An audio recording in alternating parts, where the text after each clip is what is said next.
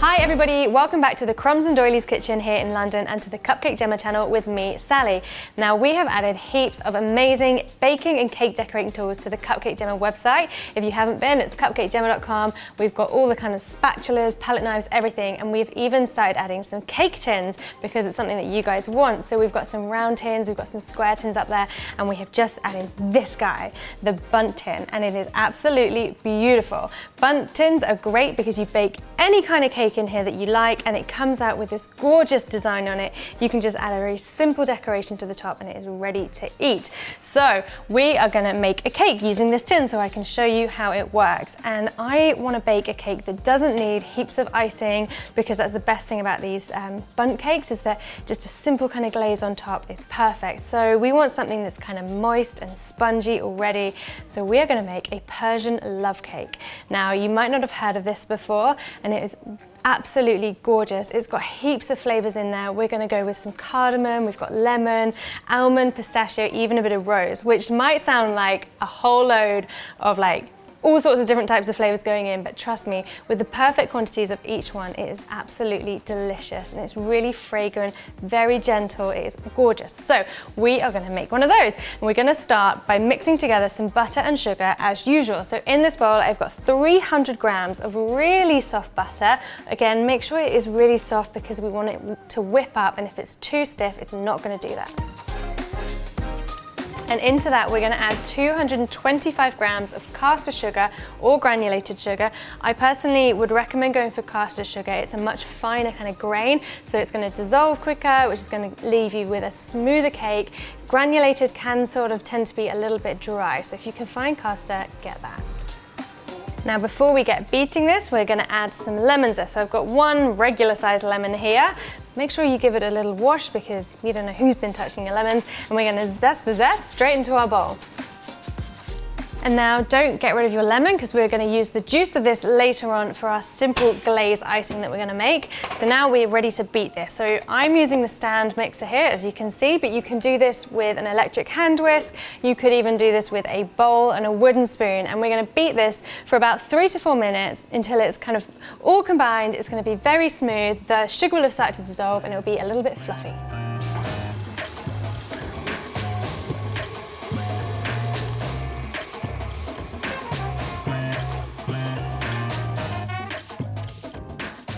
That is looking lovely. So now we can go in with our eggs. So in total, I've got 6, and I'm gonna add 2 at a time, beating really well in between each addition.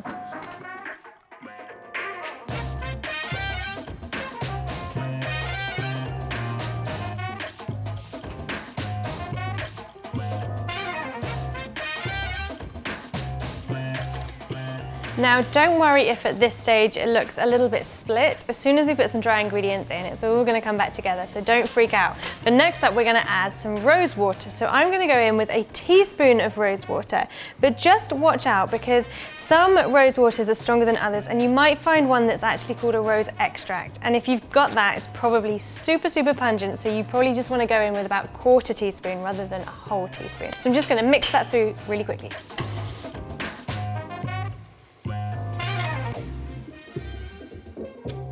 Okay, so now dry ingredients. So first of all, I've got 150 grams of plain flour, and into that I'm gonna add 1.5 teaspoons of baking powder, because we need some rise in there, and about 1/4 teaspoon of salt, just to enhance all our flavors. So I'm just gonna give those a little mix through and put them straight into the mixer. And into that, we're gonna add some cardamom. So cardamom is this. These are cardamom pods, okay? If you're able to find ground cardamom in your superstore, then fantastic, because that's gonna save you a whole lot of work. So if you don't, this is what you're gonna have to do. You're gonna get your cardamom pods. We're gonna use about 9 of these pods. And when you break them open, you can see all the lovely seeds in here. However, they need to be ground up into a very fine powder, because if you eat one of these, it's going to be super, super intense, and it's just probably not going to be the most delicious thing in your cake. So grab yourself a pestle and mortar or a spice grinder. We didn't have one here, so Sam went and got me one, and he got me the most adorable looking pestle and mortar in the world, but actually it's quite impractical. It took me ages to grind this up. So in total, we'll have about half a teaspoon worth of ground cardamom, and we're going to put that into our mix. And first of all, we are going to put this onto the lowest speed, and once it's started to combine, we're going to go in with our ground almonds. So I have got 400 grams of ground almonds here, and this is going to make for a really moist, spongy kind of sponge. And also, you can very easily make this gluten-free by substituting your plain flour for some gluten-free plain flour. So now I'm going to start adding this.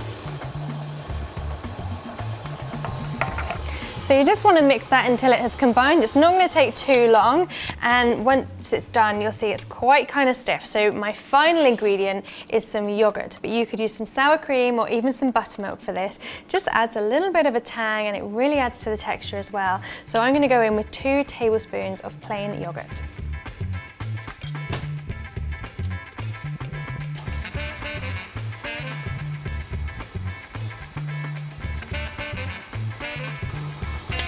And that is it. So now we just need to get it into our tin. So give your paddle a good scrape to get all of this lovely cake off it. And then I'm just going to go in with my spatula just to make sure that there aren't any bits around the side and bottom that we left behind, but it's looking pretty even, so I'm happy with that. So now we need to put it into our bundt tin, and we need to grease this. So I'm going to use some cake spray because I think this is the best way to grease tins. But you can do this with butter and a little bit of flour as well. And if you've got a bundt tin that's got really deep kind of grooves in it, you want to get into every single little groove so that it comes out clean. Like, the worst thing is when you try and turn a bundt tin out and it all sticks to the pan. So make sure you do grease this properly. And now we can put our batter into the tin. So this is quite a stiff batter, so I'm actually going to go dollop at a time, spreading it all the way around the sides.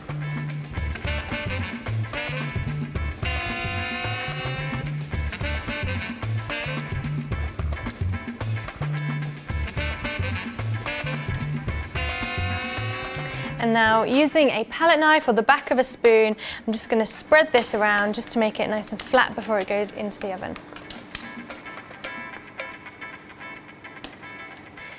And that is it. It is ready to bake. So oven is preheated to 165 degrees C, that's fan assisted, and we're going to bake this for about 45 to 55 minutes. It kind of depends on the size of your bundt tin, but we're just going to do the classic skewer test. So grab yourself a skewer or a sharp knife, poke it in the middle. If it comes out clean, it is baked. If it's still got cakey goo on it, you want to return it to the oven 5 minutes at a time. Now this might kind of crack on the top as well. Do not worry. Remember, this is the bottom of our cake. We can always cut that off. So I will see you in about 45 to 55 minutes time.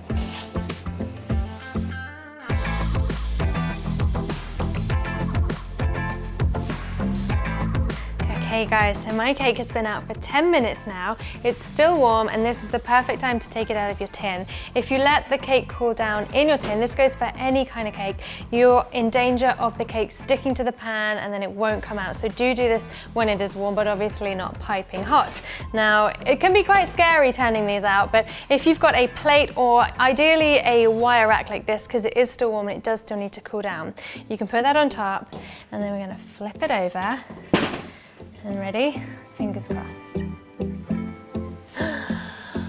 So pretty! I love it, and I love the colour, the caramelization that we've got in the crust here, but it is not crusty in the slightest. It feels really, really soft. So we're going to do 2 final things to this. First of all, we're going to put a simple rose syrup on top, and then we're going to do a lovely lemon glacé icing. So we need to make that rose syrup. So in a saucepan, I've got 100 grams of caster sugar, again granulated is fine, and I'm going to add 2 tablespoons of water, and then a little drop, maybe about half a teaspoon of our rose water.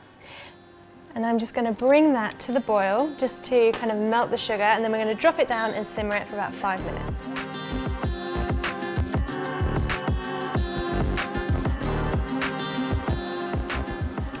Now this won't take very long. What we want to end up with is this clear syrup like this, and it is now time to add this to the cake, and we're going to do it when the cake is warm because it's going to absorb it a lot better. So first of all, I've got myself a little skewer here.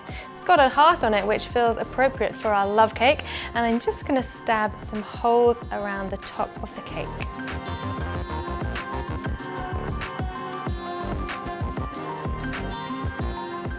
So I'm going to apply my syrup with a pastry brush. So I'm just going to dab it in the saucepan and then paint it over the top of our cake.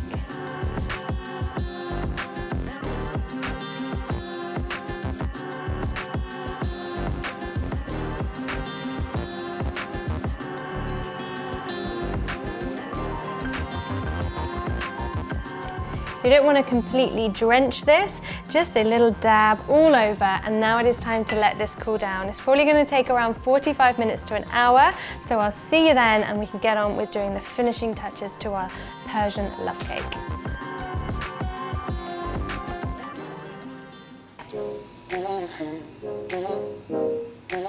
This lemon icing that we're about to make could not be easier. It's the kind of icing that I used to ice my cupcakes with when I was little, or before I worked at Crumbs and Doilies and Gemma taught me everything she knew. So what we have in here is about 150 grams of icing sugar, and I'm gonna add a little bit at a time. I'm gonna go for 2 tablespoons of lemon juice, and then if it's too thick, I'll add some more, but we don't wanna put too much in to begin with.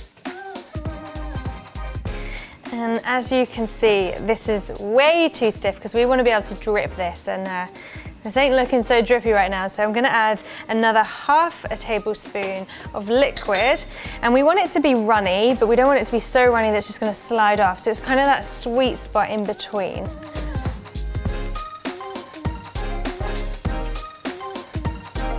I think that is looking pretty spot on. So you can add this with a piping bag if you want to get those kind of perfect drips. I'm actually just going to apply it with a teaspoon, a little bit at a time.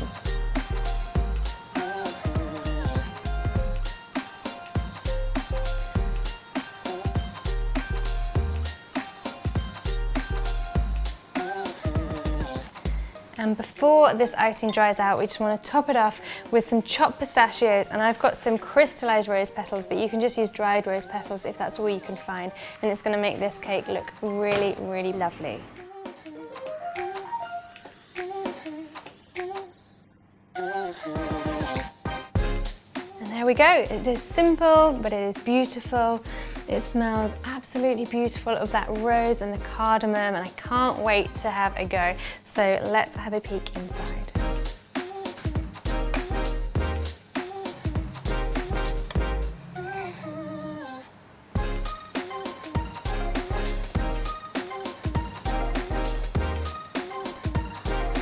It looks beautiful. It looks so, so moist. Let's have a little look at this.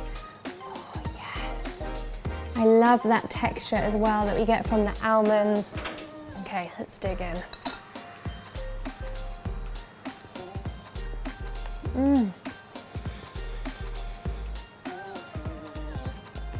It's delicious. It is really subtle.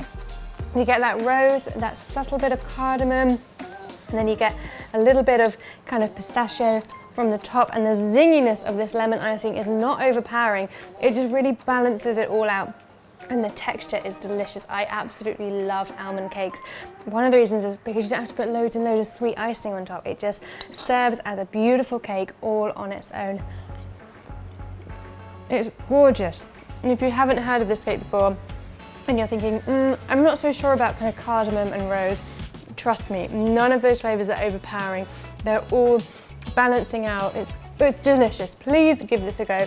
And it doesn't have to be a Bundt tin. If you don't have a Bundt tin, it is a-okay. I will give you a recipe for a regular kind of 8-inch tin. It'll come out about this kind of high, exactly the same kind of method as we did for the Bundt tin. But if you want to get yourself a Bundt tin, then do head over to cupcakejemma.com. We've got them as well as the round tins and the square tins on there as well. And keep an eye out because Christmas is coming and we have got heaps of exciting things in store going onto the Cupcake Jemma website soon, so do keep your eyes peeled. We'll be back next week with another recipe for you guys, so please enjoy this. Make sure you tag us over on Instagram, use hashtag Cupcake Jemma so we can all see and share your photos, so enjoy.